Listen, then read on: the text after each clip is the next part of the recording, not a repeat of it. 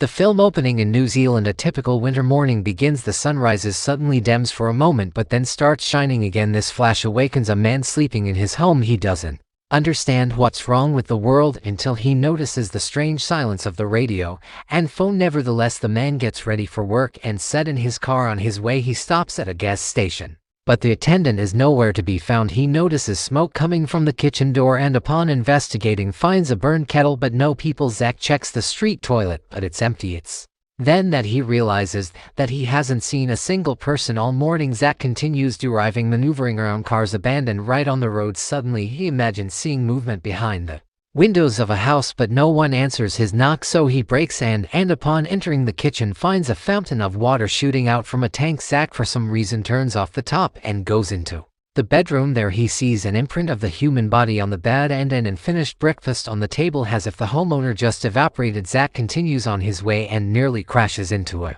truck abandoned in the middle of the road. He tries to use its radio, but there's only silence in the air. To city greets Zach with emptiness. He notices a nearby fire and arrests the burning wreckage of a passenger plane, but there are no bodies, only empty seats. It seems that all living things, both animals and people, disappeared in the space between the ticking of the clock. Zach goes to the laboratory where he worked before the strange accident. Although the equipment is functioning, there is no communication with any of the world's laboratories, and a message on the monitor states that Operation Flash is completed. Then he sees his boss at the control panel, that upon touching his shoulder he realizes that he is dead. An alarm starts to sound. The radiation level is sharply rising, and Zach realizes that the experiment they were conducting has ended in failure. He must escape, but with the entrance doors locked, he improvises a gas bomb while listening to his dictaphone recordings describing the project as having phenomenal destructive potential. Today, July 5th, Zach Hobson is the last person on Earth. At this moment, the gas cylinders explode, blasting the doors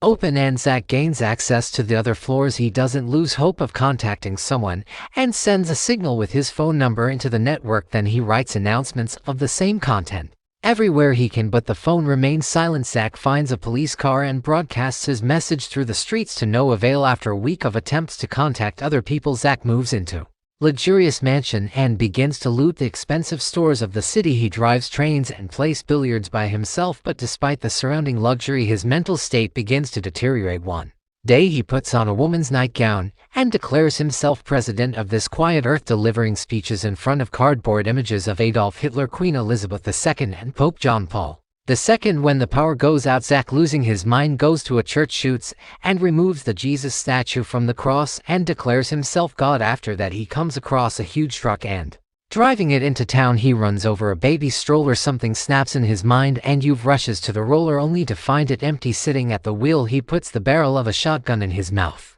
but refrains from pulling the trigger. This incident helps him snap out of his madness. Zach returns to a normal life, swimming in the ocean and setting up his home with a generator. One morning, while gathering necessary items, he sees a young woman with a gun, but suddenly she throws herself into his arms, overjoyed to finally meet someone alive. In the evening, she shares her survival story after the disappearance of her loved ones. She also saw the body of a deceased baby in decayed. Zach shares his feelings, feeling as if they are dead and in another galaxy. Joanne falling asleep mid conversation throws his off on the couch. Zach, afraid to leave her side, drinks champagne all night, affecting his condition. In the morning, they now begin exploring the deserted cities together. They stop at a roadside motel where Joanne suggests they continue searching for people. The next day they split up. Joanne goes to one part of the city and Zach to another, keeping in touch via radio and agreeing to call every half hour, but their search yields nothing. Suddenly they both feel a strange pulsation. Joanne cause act, but now everything settles down. Later they meet for dinner and Zach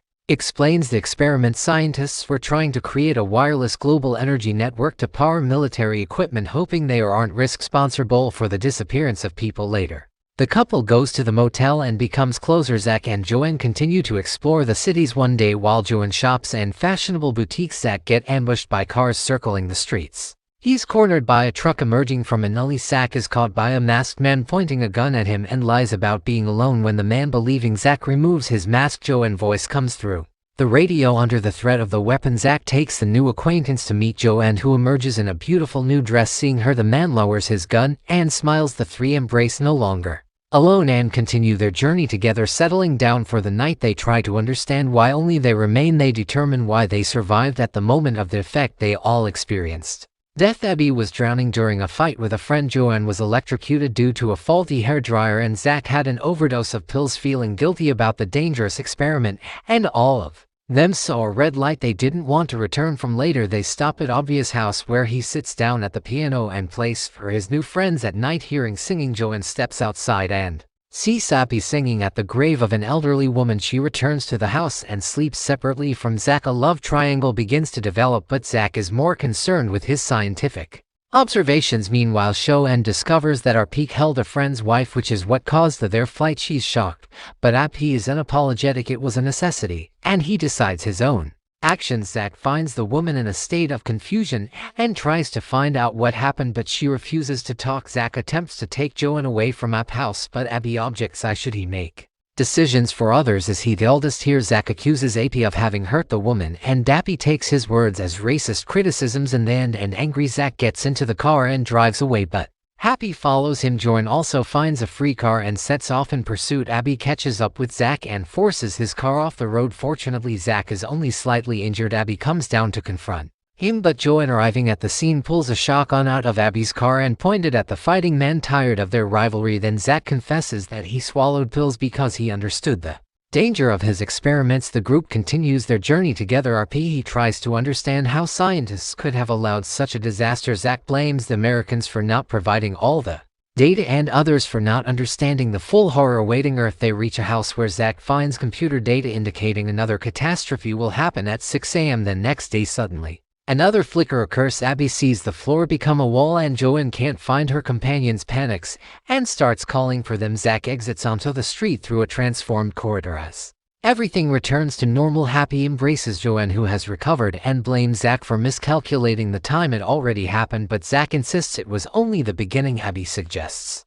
disabling the system by destroying Zach's lab. The man leads them to an explosives warehouse, and the three, setting aside personal conflicts, load a truck full of explosives. Zach reminds that his boss pressed a button and a cataclysm occurred, but the anomalies continue to this day, so if it's not about the button, then Abby recalls an incident when an Indian boy accidentally broke his staff at the beginning of an eclipse and thought that he was to blame, but Zach is sure it's all about the energy system and heads for the machine. While Joanne is being nice to AP, Zach watches them for a while, then calls them to the car. On the way, he asks Joanne who she would stay with if everything works out. The woman admits that it's hard for her to decide. She likes each of them and their own way. Zach bitterly notes it seems to him that those to have known each other for a long time and act as guardians for the scientist. Then the woman tells that his friend wanted to kill him because his wife fell in love with Abby, but he rejected her and she took her own life. Abby believed he was to blame for this. Zach is surprised by such nobility and asks Joanne not to worry about him. The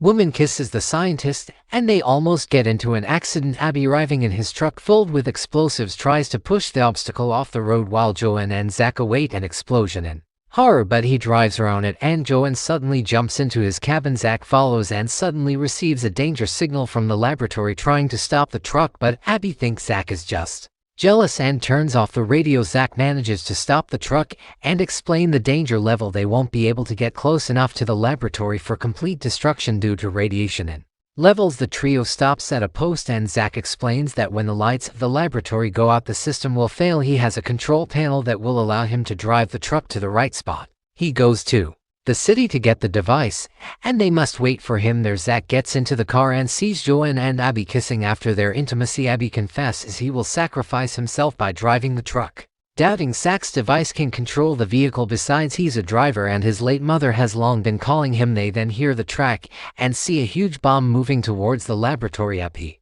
realizes Zach deceived them, but it's too late to do anything as the scientist drives the truck onto the dust, the roof of the laboratory, which collapses under the weight. The second effect occurs, activating the explosives. A bright red light surrounded by a dark tunnel is seen. Zach regains consciousness on the beach and sees strange cloud formations rising from the ocean resembling waterspouts.